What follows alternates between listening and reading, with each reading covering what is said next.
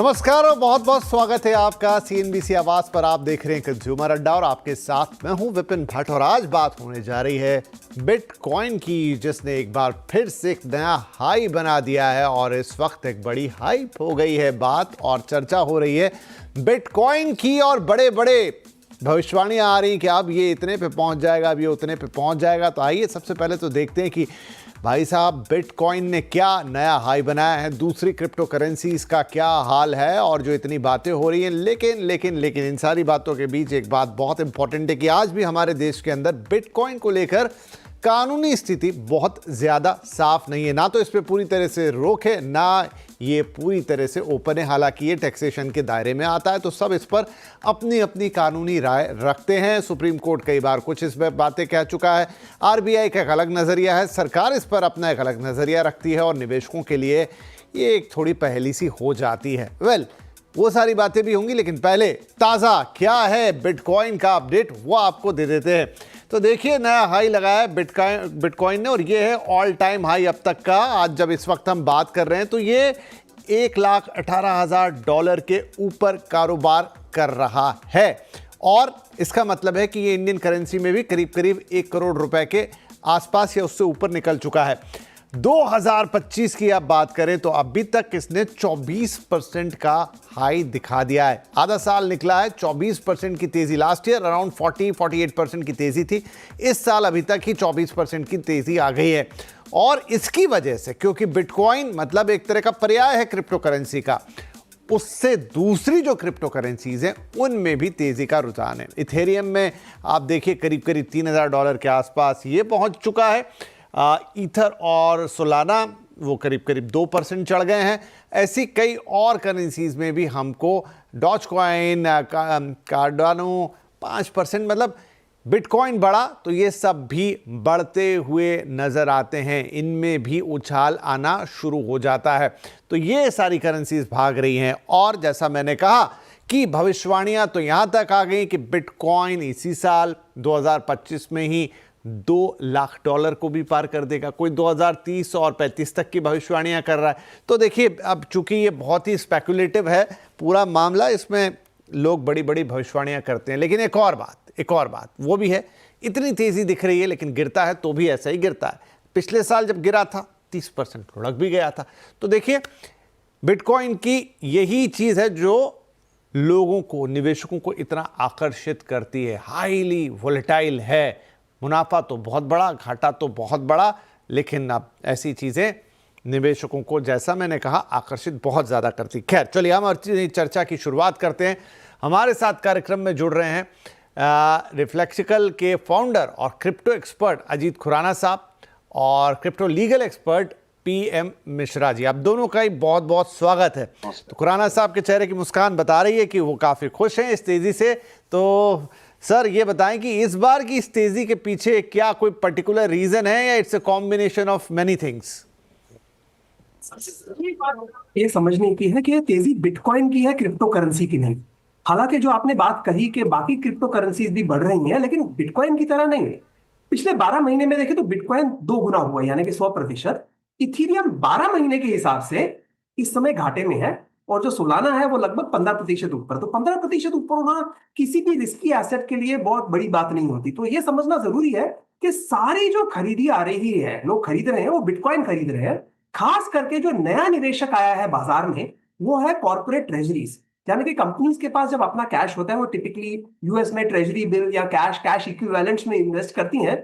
उनमें से कुछ बहुत ही कम कंपनीज ने बिटकॉइन खरीदना शुरू कर दिया है और ऐसा माना जाता है कि आगे जाके ये नंबर बहुत ज्यादा बढ़ जाएगा।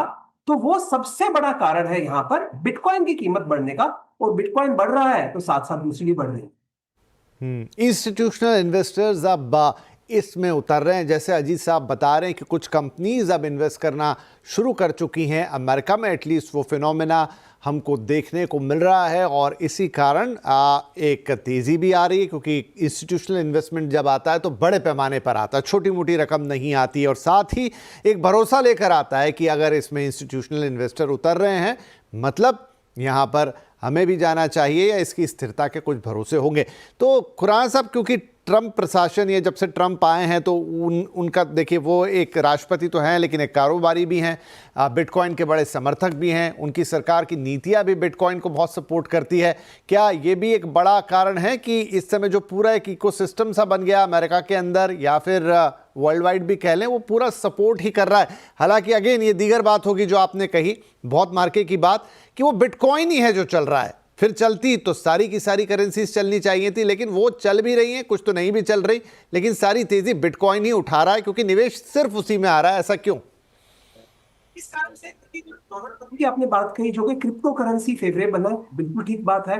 दूसरी बात यह भी है कि ग्लोबली कोई बुरी खबर नहीं आ रही। क्रिप्टो करेंसी के बाजार में काफी बुरी खबरें आती रहती हैं हर 6, 8, 12 महीने। ऐसा नहीं हुआ हाल ही में। और इसके बाद जो आपने कहा कि क्या ट्रंप की वजह से, मैं कहूंगा कि जो कॉर्पोरेट ट्रेजरीज इन्वेस्ट कर रही हैं, वो जो ट्रंप जी ने थम्स अप दिया है उसी को देखते हुए कर रही है। तो मैं मिश्रा साहब के पास जाऊं, उससे पहले एक सवाल और इसी साल आई थिंक हाल्विंग की जो बात हुई, वो जो आधा कर देते हैं, उसकी माइनिंग आधी हो जाती है, आप अब उतने कॉइन्स माइन नहीं, क्या उसका भी मतलब सप्लाई कम हो गई, सीधी सीधी बात है, तो क्या उसका भी प्राइस पे इंपैक्ट आता है? तो ये बात कई लोग कहते हैं, मैं उससे समर्थन नहीं रखता, दो कारण की वजह से। पहली बात कि सप्लाई कम नहीं होती, सप्लाई जो बढ़त है वो धीमी हो जाती है, सप्लाई तो बढ़ती ही जाती है। दूसरी बात यह है कि आप पिछले 4 बार जब ये हार्विंग हुई है, यानी कि हर घंटे हर 10 मिनट कितने नए बिटकॉइन बनेंगे, उनका अगर आप देखें तो हाँ ये बात ठीक है कि 4 साल में तो कीमत बढ़ी जाती है, लेकिन कई बार हार्विंग के बाद भी 1, 1.5 साल तक कीमतें घटी हैं। तो मुझे लगता है कि चूंकि हर कोई जानता है कि कब ये हार्विंग होने वाली है, उसका ज्यादा फर्क नहीं पड़ता। ओके, अच्छा एक सवाल और, एक लगा हुआ सवाल और। हार्विंग की तो एक बात हो गई, ये भी टेक्निकल सवाल है कि ब्लॉकचेन में नए नए लगातार अपडेट्स आ रहे हैं। अब जैसे लाइटनिंग नेटवर्क आ गया, बहुत सारे लोग कह रहे हैं कि ये जो नेटवर्क अपग्रेड है ये भी मैटर करता है, इसका क्या कनेक्शन है सर? ये बहुत जरूरी बात है क्योंकि बिटकॉइन या यहां पर मैं अन्य क्रिप्टो करेंसीज को भी गिनूंगा, इनका फायदा क्या है। एक तो हुआ आपने कहा चलो ये निवेश के लिए एसेट है कि मैं खरीदूंगा बेचूंगा और कीमत पैसे बढ़ जाएगी, लेकिन क्या इसके अलावा इसका कोई फायदा है? तो ये जो नेटवर्क अपग्रेड्स आ रहे हैं, जैसे लाइटनिंग नेटवर्क है, इसके जरिए यदि मैं आपको 100 रुपए भेजना चाहता हूं बिटकॉइन के माध्यम से, जैसे हम कोई पेटीएम या कोई वॉलेट से भेज देते थे, बिटकॉइन में तो बहुत ज्यादा टाइम लग जाता है वो पहुंचने में, मगर लाइटनिंग नेटवर्क के माध्यम से वो उतना ही फास्ट पहुंचता है जितना कि हमारे डिजिटल वॉलेट्स के थ्रू पहुंचता है। तो हालांकि ये यूटिलिटी बढ़ी नहीं है, बट चूंकि इसकी संभावना बढ़ती जा रही है, तो ये माना जाता है कि बिटकॉइन के अन्य यूटिलिटी केस भी आगे जाकर निकलेंगे। ठीक है, तो ये था बिटकॉइन का अभी तक का अपडेट। क्या हो रहा है, क्यों हो रहा है, किन करेंसीज में हो रहा है और क्या होने की संभावना है। राइट मिश्रा साहब, अब ये सब हो रहा है और भारत में निवेशक देखते हैं, जैसा मैंने शुरुआत में भी कहा कि भारत की स्थिति मतलब ना हाँ में है ना ना में है, वो कहीं बीच में फंसी सी हुई है। मतलब पूरी तरह से मना भी नहीं है, पूरी तरीके से हाँ भी नहीं है, फिर उस पर एक टैक्सेशन भी है, वो भी अच्छा खासा है। तो भारतीय निवेशक थोड़ा कंफ्यूज सा हो जाता है इस पूरी सिचुएशन को देख के। उसमें क्या किसी तरह का कोई बदलाव होने की फिलहाल संभावना? देखिए, भारत की स्थिति आज से नहीं है, लंबे समय से यही स्थिति है। ना वो हां करते ना ना, और सिर्फ क्रिप्टो करेंसी की बात नहीं है, हालांकि और बहुत सारी चीजें हैं। आप आई गेमिंग को भी देख लीजिए, तो यहां पे वो ना हां में है ना ना में है, लेकिन ये स्थिति जो है, हाँ, लेकिन अभी एक तो हुआ है। आप देखिए, एफआईयू में रजिस्ट्रेशन करो तो आपकी एक्सचेंज चलती है, चलो वो मॉनिटर तो करना शुरू कर चुके हैं, लेकिन जब तक फुल फ्लेज्ड रेगुलेशन ये लेके नहीं आते तब तक कुछ भला नहीं होने वाला है। क्लियर कट रेगुलेशन लाना होगा, क्योंकि भारत से अनगिनत स्टार्टअप फाउंडर्स जो क्रिप्टो में हैं, वो सारे अब देश छोड़ के आ रहे हैं। सारे देश छोड़ के, जो नेबरिंग कंट्री है, आपको पता होगा यूएई में बहुत सारे क्रिप्टो करेंसी एंटरप्रेन्योर आ चुके हैं। आपको सब पता होगा, कॉइन डीसीएक्स यहां पर खरीदा हुआ है यूएई की एक एक्सचेंज को। तो जब तक भारत में ये गवर्नमेंट नहीं समझेगा कि भाई आपको रेगुलेशन लेके आना ही पड़ेगा, अगर आप रेगुलेशन नहीं लाते हो, किसी ना किसी तरीके से हमारे हाथ से एक क्रिप्टो का जो जनरेशन है, एक क्रिप्टो के थ्रू जो हम पा सकते हैं वो नहीं पा पाएंगे। ये आप देखिए, अभी लास्ट 4-5 दिन की बात है, वियतनाम रेगुलेशन ले आया, भूटान क्रिप्टो करें बिटकॉइन की रिजर्व रख रहा है, फ्यूचर बिटकॉइन है, क्योंकि पूरा विश्व फॉलो करता है अमेरिका को। और अमेरिकन जो हमारे प्रेसिडेंट है ट्रंप साहब, वो सारे के सारे ब्यूरोक्रेटिक जगह देखिए, एसईसी से लेके आईआरएस तक जितने सारे डिपार्टमेंट है वहां पे क्रिप्टो करेंसी समर्थक वाले ब्यूरोक्रेट्स को बिठाए हुए हैं। सो हमें समझना होगा और जल्दी से जल्दी रेगुलेशन लाना होगा इंडिया में और क्लियर कट स्टैंड रखना ही होगा। तो देखिए क्या है चिंताएं। पहली चिंता जो आरबीआई की तरफ से आती कि भाई एक ऐसा एसेट है जिसका कोई बेस नहीं है, कोई आधार नहीं है और ये किसी भी दिन आपकी जो मुद्रा है उसकी जगह नहीं ले सकता, ये आरबीआई लगातार कहता आया है। दूसरी बात जो वक्त वक्त पे निकल कर आती है, इसका इलिजिमिटेट इस्तेमाल, मतलब ये गलत चीज़ों में, आतंकवादी फंडिंग में, गलत गतिविधियों में इसका इस्तेमाल। नंबर 3, हाईली स्पेकुलेटिव, मतलब निवेश की इजाज़त तो दे दें लेकिन ये इसमें जो अप एंड डाउन आते हैं, 40% चढ़ गया तो 30% गिर गया तो 40%, उससे छोटे निवेशक या आम निवेशक के हाथ जल सकते हैं।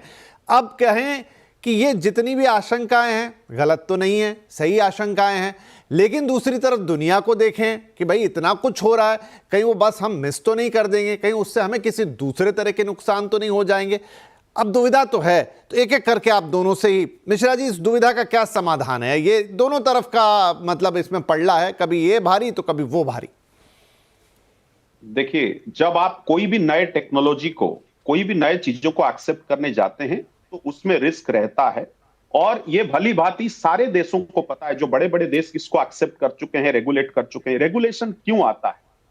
इसी के लिए आता है कि अगर कोई नया चीज है उसको हमें तो लाने के लिए एक छोटा सा एक्सपेरिमेंट अगर भारतवर्ष करे, एक स्पेशल इकोनॉमिक जोन बनाए, जैसे गिफ्ट सिटी बना हुआ, dedicated to all kinds of new stuff, like आप क्रिप्टो करेंसी देखिए, आई गेमिंग देखिए, उनको लेके आइए, वहां पर रेगुलेशन बनाइए, नियम बनाइए, एक्सपेरिमेंट कीजिए और क्वालिफाइड इन्वेस्टर को इन्वेस्ट करने दीजिए और फाइनेंशियल अवेयरनेस और क्रिप्टो के बारे में अवेयरनेस क्रिएट कीजिए। करना तो पड़ेगा, हमें पीछे नहीं रहना होगा। आज मैं यहां पर आप रिकॉर्ड पे बोलना चाह रहा हूं, यह दिन दूर नहीं जब गोल्ड को बिटकॉइन रिप्लेस करेगा, क्योंकि अभी भी 100 इयर्स हो गया, पूरे विश्व को लीड कर रहा है अमेरिका, और अगर अमेरिका इसके पीछे पड़ा हुआ है तो हम अगर इसी तरीके से जाएं, कल को बहुत मासिव लॉस होगा। रिस्क है, इसमें कोई दो राय नहीं। किसमें रिस्क नहीं है? स्टॉक मार्केट में रिस्क नहीं है, बहुत सारी चीजें जिसमें रिस्क है। उसको रिस्क को मिटिगेशन करने के लिए we have to take step, we can not just wait and watch, we can not wait and watch.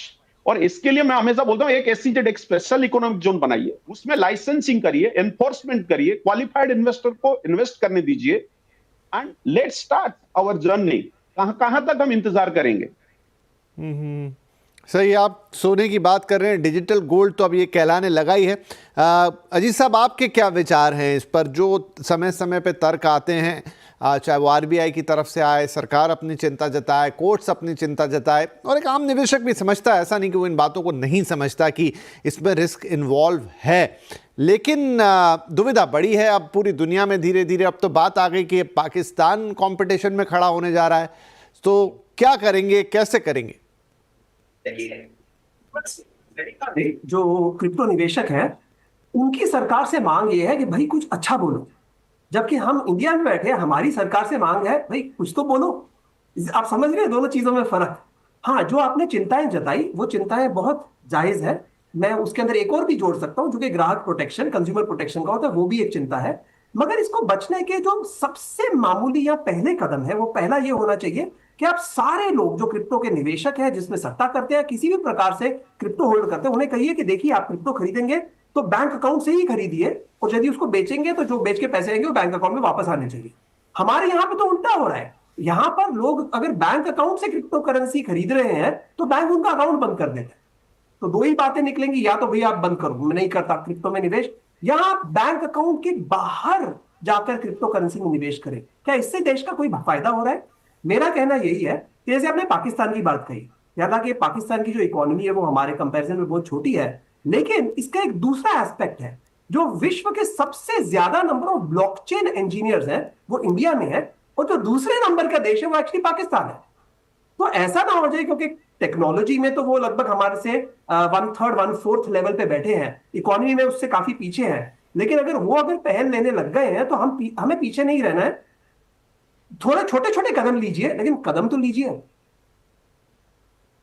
कदम तो लीजिए, क्योंकि अब वो उसके देखिए बड़े थोड़ी सी गुत्थी वाली चीज है कि डोनाल्ड ट्रंप साहब हैं अभी, और वो तो जानते ही हैं आपकी उनका काम काज करने का तरीका क्या है। खबरें हमने सुनी हैं कि उनकी कंपनी के थ्रू या उनके पहचान वालों या रिश्तेदारों के थ्रू वो एक बड़ा एक्सचेंज खोलने की तैयारी है पाकिस्तान के अंदर, और तमाम चीज़ें खैर वो जो हो रही है। आपने भी कहा कि वहाँ पर भी क्रिप्टो इंजीनियर्स की कमी नहीं है। मिश्रा साहब, तो वो तो चलिए एक अलग तरीके की बात हो गई, लेकिन अगर हम इस पूरे ताने बाने को समझें और आरबीआई की भी बात को रखी जाए, कोर्ट्स की भी बात को समझा जाए, और सरकार ने तो खैर उसमें अपना एक टैक्सेशन लगा के मतलब उसको एक ऐसी जगह पे लाके खड़ा कर दिया कि आप सोचेंगे 4 बार कि भाई मैं ये करूं और इतनी जोखिम लूं तो क्या फ़ायदा होगा अगर मुझे इतना हैवी टैक्स देना है। लेकिन इस पूरे सिनारियो को कुछ ऐसा जामा पहनाया जाए जो, क्योंकि आप एक लीगल एक्सपर्ट हैं, आप उसको बेहतर समझा पाएंगे, जिससे चीज़ें बनी भी रहें और जो रिस्क हैं उनको भी हम काफी हद तक कम कर पाए। आपने कुछ उपाय पहले बताए, लेकिन और अगर मैं आपसे पूछूं। देखिए, पहली बात तो हमें समझना होगा कि क्रिप्टो करेंसी को लोग इस्तेमाल कैसे करते हैं। अब जितने सारे वॉलेट, यहां पर 2 तरीके के वॉलेट होते हैं, डिसेंट्रलाइज्ड वॉलेट और centralised wallet. Government of India जितने सारे डिसेंट्रलाइज्ड वॉलेट है, मेटा मास्क, एक्सोडस, बहुत सारे, जिसके जरिए ट्रैक नहीं रख पाती गवर्नमेंट, पहले सेंट्रलाइज्ड वॉलेट को लाइसेंसिंग करें। जो अजीत जी बोले, सेंट्रलाइज्ड वॉलेट मतलब एक्सचेंजर्सों को सही से रेगुलेट किया जाए, एक डेडिकेटेड बैंक रखा जाए और एक डेडिकेटेड एजेंसी रहे जो लाइसेंसिंग करे। अब दूसरी बात, आप पाकिस्तान की बात कर रहे हैं, अभी पाकिस्तान में जो हो रहा है वो हो रहा है, आगे जाके वो भी बेनिफिट पाएंगे फॉर श्योर। अभी हमारे लिए, हम जितने सारे अलग कंट्रियां हैं, यूरोपियन कंट्री, बहुत सारे कंट्री हैं, वो जानते हैं कि इंडिया बहुत बड़ी मार्केट है। हम इससे क्रिप्टो करेंसी को आज ए इंडस्ट्री अगर देखा जाए, इंडियन गवर्नमेंट बहुत फायदा भी पा सकता है, प्रॉफिट भी पा सकता है। ओनली थिंग इज, हमारे पास राइट काइंड ऑफ टेक्निकल बंदे होने चाहिए जो इसको हेल्प करें टू ट्रैक, और enforcement agency, trend enforcement agency along with that regulator, ये तीनों चीजें अगर रखा जाए, और प्लस जो ट्रांजैक्शंस होते हैं, सबसे बड़ी बात है जो हवाला ट्रांजैक्शन को हमारे मंत्री भी बोल चुके हैं अलग अलग जगह पे कि हवाला के, अभी यूएसडीटी हवाला के जगह आ चुका है, यह सच है। और इसको रोका कैसे जाए, इसके लिए गवर्नमेंट को कैसे रोका जाएगा? जब तक आप एनफोर्समेंट एजेंसी, जब तक आप रेगुलेशन नहीं लाओगे, सिर्फ बोल बोल के करोगे, नहीं है वो तरीका। आपको जैसे भी हो रेगुलेशन लाना होगा, एनफोर्समेंट एजेंसी रखनी होगी, एक डेडिकेटेड बैंक रखना होगा जिसके थ्रू बैंकिंग ट्रांजैक्शन, और सेंट्रलाइज्ड वॉलेट को प्रमोट करना होगा। अब जब आप ट्रैक करोगे, नैब करोगे, you can very easily nab those decentralised wallet holders. ये चीजों को, मतलब जब तक एक सही कमिटी नहीं बैठती, इसके बारे में, रेगुलेशन के बारे में सोचता नहीं गवर्नमेंट, हम बस मिस कर रहे हैं पैसे। हम बाहर के कंट्री, छोटे छोटे कंट्री कमाएंगे और हम ऐसे ही देखते रह जाएंगे, ये मेरा मानना है, और कुछ नहीं। जी, लगता तो है सरकार के अंदर भी इस पर मंथन होगा, और कई बार बात आई भी सरकार की तरफ से कि इस पर एक इंटरनेशनल अप्रोच चाहिए जो एक पेज पर हो। खैर, नाउ अजीत साहब, जो अभी ये भविष्यवाणियां आ रही हैं अलग अलग इसमें कि इसी साल 2025 में ये 2 लाख को भी क्रॉस कर जाएगा, और भी कई थी, बड़ी थी, मैंने उनको नहीं लिया, लेकिन एक फिगर में पकड़ के लाया हूं। ऐसी भविष्यवाणियों में कितना दम है? देखिए, मेरी खुद की भविष्यवाणी ये थी, हालांकि मैं वित्तीय सलाहकार नहीं हूं, कि डोनाल्ड ट्रंप के प्रेसिडेंसी में, यानी कि अगले लगभग 2.5-3 साल में, ये 2,80,000 तक पहुंचेगा। लेकिन मुझे डर इस बात का, जैसा आप कह रहे हैं ना कि बस अभी 1 करोड़ हुआ है तो लोग कहते हैं भाई कल या अगले हफ्ते या अगले कुछ महीनों में 2 करोड़ हो जाएगा। जब बाजार में सब लोग ऐसी बात करने लग जाते हैं, तो मेरा एक्सपीरियंस ये रहा है कि तभी बाजार गिरता है, बढ़ता नहीं है। इनिशियली बढ़ता है, लेकिन लोग उधार लेकर या डेरिवेटिव्स मार्केट में, फ्यूचर्स मार्केट में लेवरेज लेकर इतनी बड़ी पोजीशंस ले लेते हैं कि वो उसके बाद बाजार टूटने का डर रहता है। ऑन द होल मीडियम और लॉन्ग टर्म में तो मैं परमानेंट बुल हूं बिटकॉइन का, और मुझे लगता है कि $2 लाख भी होगा, $3 लाख भी होगा अगले कुछ सालों में। लेकिन क्या अभी के अभी हो जाएगा, ये तो मुझे डर लगता है इसमें। तो इसमें जो छोटे निवेशक हैं, जो बिल्कुल ही जिनकी चिंता सबको रहती है, उनको क्या अप्रोच रखनी चाहिए या उनको क्या तरीका, क्योंकि है तो बहुत वॉलेटाइल सर, इसमें तो कोई शक की बात नहीं है। और एक अब बिटकॉइन तो शायद एक बिटकॉइन खरीदना एक आम व्यक्ति की तो पहुंच के बाहर चला गया है, वो क्या करेंगे इसमें? देखो पहली बात, वो एक बिटकॉइन 1 किलो सोने के बराबर है। तो जैसे कोई बंदा जाके 1 किलो सोना नहीं खरीदता, वो 1 ग्राम भी खरीदता है, आधा ग्राम भी खरीदता है। आप 100 रुपए का, 10 रुपए का, 1000 रुपए का बिटकॉइन भी खरीद सकते हैं। लेकिन 3 चीजें मैं इसमें बहुत जरूरी कहूंगा। पहली चीज, अनलेस आप बहुत बड़े एक्सपर्ट हैं, सालों से लगे हुए हैं, बहुत अच्छी तरह चीजों को समझते हैं, कभी भी उधार लेकर या लेवरेज लेकर ट्रेड मत कीजिए। अगर बाजार गलत डायरेक्शन में चला गया तो आप वाइप आउट हो जाएंगे। दूसरी चीज, आपको कई लोग ऐसे मिलेंगे जो बोलेंगे देख भैया बिटकॉइन तो $1 का था, अब लाख सवा लाख डॉलर का होते जा रहा है, तो उसका तो जमाना चला गया।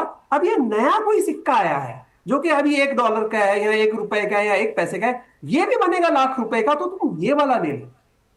देखो होने को तो कुछ भी हो सकता है, लेकिन ज्यादातर समझो हमेशा ही मैंने देखा है जो इस प्रकार के पेनी स्टॉक या माइक्रो कैप या नैनो कैप में जाते हैं, उनका नुकसान बिटकॉइन से भी ज्यादा होने की संभावना रहती है।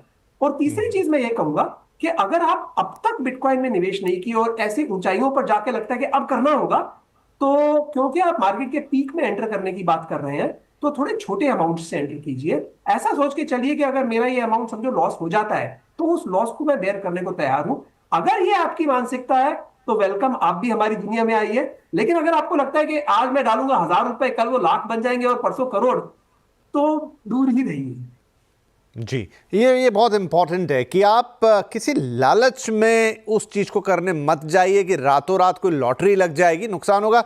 समय तो मेरा समाप्त हो गया, लेकिन मिश्रा साहब क्विकली इस निवेशक के पॉइंट ऑफ व्यू से, अजीत जी ने तो बता दिया कि उसका कैसा मैथमेटिक्स रहेगा, लेकिन उसके लिए और क्या बात ध्यान रखने वाली जहां तक नियम कायदे कानून है? पहली तो बात, अगर आप इन्वेस्टर हो, छोटे इन्वेस्टर हो, कि क्रिप्टो से दूर रहो, मेरा सीधा सलाह है। क्यों? ये जो बिटकॉइन का अभी चल रहा है, ये इंस्टीट्यूशनल इन्वेस्टर का पैसा है और इसके पीछे हमारे महानतम प्रेसिडेंट ट्रंप हैं। तो कब ये इंस्टीट्यूशनल इन्वेस्टर अपना हाथ खींचेंगे और 1-2 साइबर अटैक होगा और मार्केट गिरेगी। सो छोटे इन्वेस्टर दूर रहें, लेकिन हां, जो इन्वेस्टर इस चीज को समझते हैं कि मैं रिस्क ले सकूं, उनके आमदनी का 5 से 10% अगर वो लगाना चाहें समझ के तो लगाएं। अदरवाइज ये बड़े निवेश वाले हिस्से का, निवेश ना पोर्टफोलियो आए। आमदनी का तो काफी हो जाएगा, लेकिन हाँ, जो निवेश के लिए पैसा रखा है उसका अगर आप छोटा सा पोर्शन चाहें, वो कहने की नहीं, यही कोशिश कर रहे हैं। क्रिप्टो से जो आमदनी करके बैठे हैं। बिल्कुल ठीक है सर, समय समाप्त हो गया, लेकिन आप दोनों ने मार्केट की बात कही कि अगर आप एक आम निवेशक हैं तो आपके लिए यहां पर किन सावधानियों की जरूरत है। सिर्फ आकर्षित होके, ग्लैमर में आके या लॉटरी जैसा समझ के ना रखें, हो सके तो दूर रहें और जो समझते हैं, जानते हैं, वहीं अंदर जाएं। बाकी आगे इंडिया इस पर कैसी अप्रोच अपनाता है वो देखने वाली बात होगी। फिलहाल आप दोनों ही महानुभावों का बहुत बहुत शुक्रिया। नमस्कार।